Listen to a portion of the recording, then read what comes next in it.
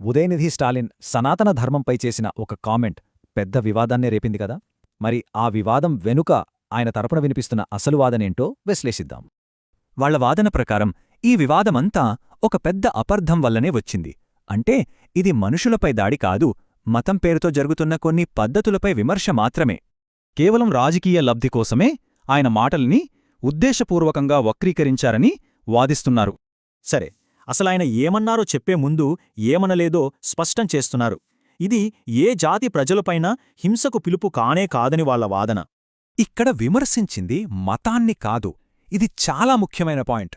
దాని పేరుతో జరిగిన కొన్ని అమానవీయమైన, క్రూరమైన పద్ధతులని మాత్రమే.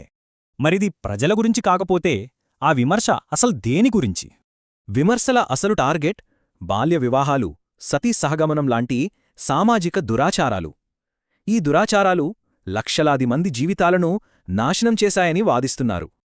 అందుకే క్రూరత్వాన్ని, అసమానతను సమర్థించే ఏ సంప్రదాయాన్నైనా సరే ప్రశ్నించాల్సిందే అంటున్నారు. దీన్ని ద్వేషంగా కాకుండా ఒక సామాజిక సంస్కరణగా చూడాలని వాళ్ల వాదన. నిజానికి ఈ వాదన మన దేశ చరిత్రలో కొత్తదేమీ కాదు. ఎందుకంటే మన సంస్కర్తలు ఎప్పుడూ ప్రజలపై దాడి చేయలేదు, అమానవీయ వ్యవస్థలపైనే పోరాడారు. అంబేడ్కర్, పెరియార్ లాంటివాళ్లు కూడా ఇదే సూత్రాలను అనుసరించారని గుర్తుచేస్తున్నారు. ఈ మొత్తం వాదన మన ముందు ఒక సూటి ప్రశ్నను ఉంచుతుంది. బాల్య వివాహాలను, కుల వివక్షణను వ్యతిరేకిస్తే అది మత వ్యతిరేకం ఎలా అవుతుంది? ఒకవేళ అదే నిజమైతే మనమసలు ఎలాంటి మతాన్ని కాపాడుతున్నట్లు? చివరిగా ఈ వాదన యొక్క ముఖ్య సూత్రం ఒక్కటే: మానవత్వం కంటే ఏ మతమూ గొప్పది కాదు, అలాగే మానవ గౌరవం కంటే ఏ సంప్రదాయమూ పెద్దది కాదు.